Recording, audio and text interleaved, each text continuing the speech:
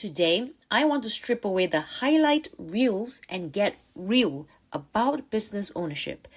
Not the curated Instagram feed, not the everything is perfect facade, the real story, the emotions, the mistakes, the failures that almost every entrepreneur faces, including myself.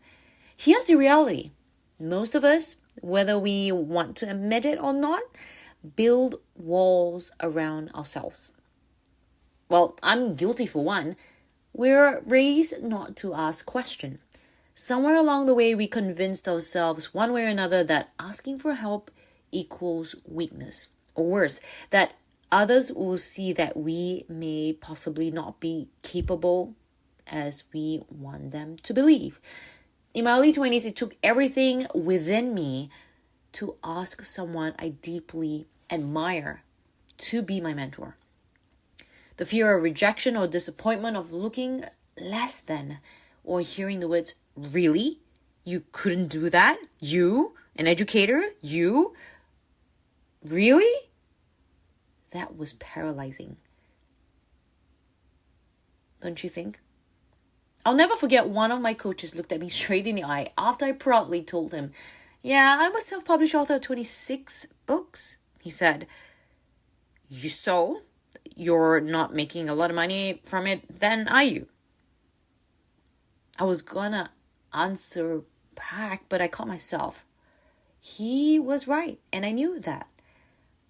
I had been tracking the numbers, and as much as I wanted people to applaud my effort, the truth stung. Sure, I broke even, grew bigger, and it wasn't huge enough for me to retire. I accepted it at that time, as I had nothing to lose from it. I thought to myself, yeah, sure, you identified it, so now what? As if he read my mind, he was open to showing me the way, as I was open to accepting the help. That moment made me realize something important. Like everyone out there, I too was on the wrong path of wanting to collect supporters instead of up-leveling. I wanted recognition more than results. And this ties back to my upbringing, which you may or may not resonate with. I grew up in a household of high achievers where A- or 90 out of 100 wasn't good enough. I spent my life trying to be the perfect daughter, the perfect friend, the perfect partner, the perfect peer, and still, it never felt like I was enough. So when I chose the entrepreneurial path, gosh, it was terrifying. I had already lost so much confidence as a child with everything that I did beaten down. But entrepreneurship required me to step up anyway. One of the people who shaped me most was my jazz teacher, Carrie Bedell. She was tough, uncompromising, and straight to the point.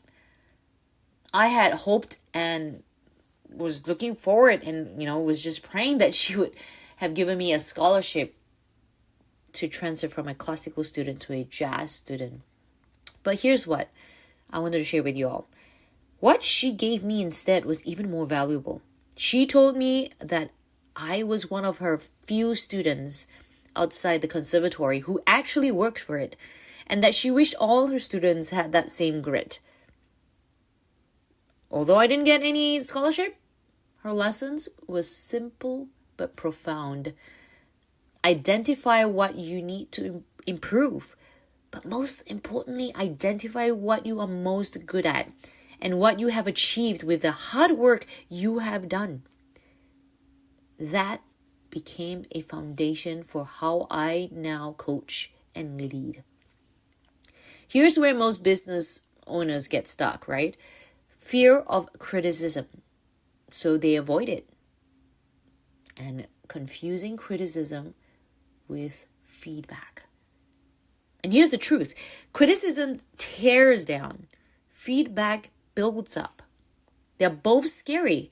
Criticism, feedback, they're both scary. The words may sound similar, but the intention is completely different. Sure, Achieve those goals, celebrate, and acknowledge all those little wins. But remember that if you identify yourself as an entrepreneur, stop settling. Get up and get back to work. So ask yourself this. Do you want to be criticized into doubt or coached into growth? Now here's the kicker though. The world tends to lump entrepreneurs into two extremes. One is the hardcore tough nut type, and the other one is a bunch of softies. But the most successful entrepreneurs aren't either. They're adaptable. They know when toughness is required and when compassion matters. Take Michael Dell, for example. My coach shared this story with me where he shut down my coach during a meeting and saying, well, clearly you haven't read my book. Brutal? Oh, yeah. But that sting became a lesson for my coach. He took it anyway as a lesson. And it changed how he prepared himself with people that he met. Whether or not it's for podcasts or someone that is a bigger person than he was, right? Because the thing is building relationship is knowing that you have a lot to learn towards the success that person you are meeting. Because of that, you got to understand who they are before you're prepared to meet them, before you do an interview. That wasn't cruelty, remember? That was feedback. And it came from a place of truth. I see this every day with my clients. Some battle ADHD, autism, and other challenges. But I don't see labels. I see potential. I refuse to enable them with, it's okay, excuses. Instead, I adapt. I change my approach until it works because I know they're capable. And over time, they prove it themselves. They don't prove it to me, but they prove it to themselves that anything is possible and they too are capable of success like the rest of us. Of course, I get a taste of my own medicine too. I've had to grow out of being the quiet introvert.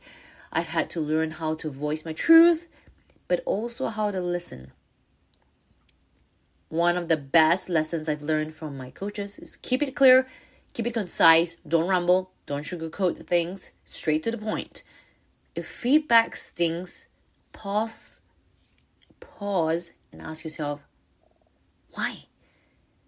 Why is it affecting me that way? Why am I reacting the way that I have? Ask the other person to clarify.